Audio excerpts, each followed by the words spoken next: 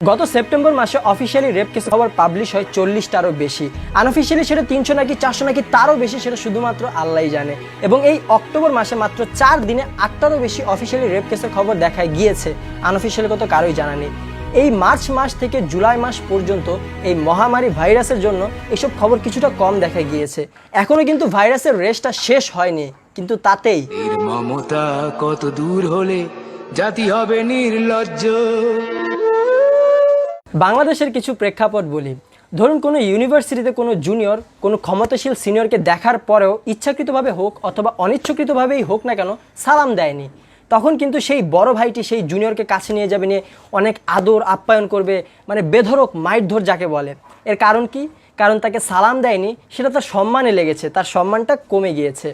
এছাড়াও কোনো ক্ষমতাশীল ব্যক্তিকে যদি কেউ অপমান করে, অথবা আপনাকেই ধরুন আপনি রাস্তা দিয়ে হাঁটতেছেন, এমন সময় কেউ এসে আপনাকে একটা থাপ্পড় দিয়ে দিল অথবা আপনাকে জুতা দিয়ে একটা বাড়ি দিয়ে দিল, আপনার সম্মানে লাগবে, আপনার সম্মানটা কমে যাবে, আপনি কিন্তু এর বিরুদ্ধে কিছু বলবেন, তার বিরুদ্ধে একটা অ্যাকশন নেবেন।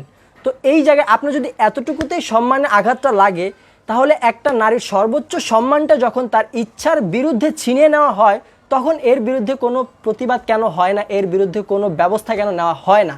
এটা কি দেশের সিস্টেম? এমনটাই কি স্বাধীন বাংলাদেশ হওয়ার কথা ছিল? নাকি মেয়েরা এতটাই দুর্বল? নাকি দেশের সিস্টেমটাই এমন? যদি তাই হয় তবে ইতালিয়ান পাসপোর্টধারী তো ঠিকই কইছিল, এখন হারে হারে ফিল করতেছেন। এখন কথা হচ্ছে আমি এই ভিডিওটা কেন বানাচ্ছি, আপনারা খেয়াল করেছেন কিনা জানি না, তবে আমি খেয়াল করেছি যে এই ঘটনাটা যত বেশি ভাইরাল হয়েছে সেটার বিচার পাওয়ার সম্ভাবনা তত বেশি হয়েছে। যত ভাইরাল তত তাড়াতাড়ি বিচার হয়েছে। যেমন এই নোয়াখালীর ঘটনাটাই দেখুন, গতকালকের এই ঘটনা কিন্তু 1 মাস আগের। এই ঘটনা সম্পর্কে এলাকাবাসীও জানতো, পুলিশ প্রশাসনও হয়তো জানতো, কিন্তু তারা কোনো পদক্ষেপ নেয়নি। কিন্তু যেই গতকাল রাত থেকে ভাইরাল হওয়া শুরু হলো, তারা কিন্তু সাথে সাথে 2জনকে অলরেডি গ্রেফতার করে ফেলেছে।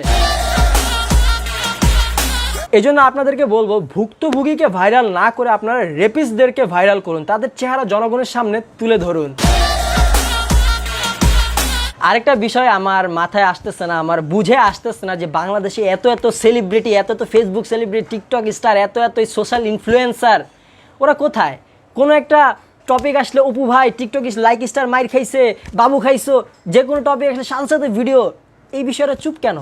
এরা কি মারা গেছে নাকি এরা ঘুমে আছে? এদের ঘুম ভাঙতেছে না এখনো? বুঝলাম না তো, কেন আওয়াজ তুলতেছে না কেন? সেই সময় আওয়াজ আছে, এই সময় আওয়াজ নাই। রেপিস্টদের বিচার হচ্ছে ঠিকই, কিন্তু তাদের ফাঁসি হচ্ছে না কেন? কারা চায় যে এই রেপিস্টরা বেঁচে থাকুক এবং ভবিষ্যতে এরকম কাজ আরও করুক? কারা চায় এটা? আর এই রেপিস্টরা এত ভরসা, তাদের পেছনে এত ব্যাকআপ কিভাবে পায়?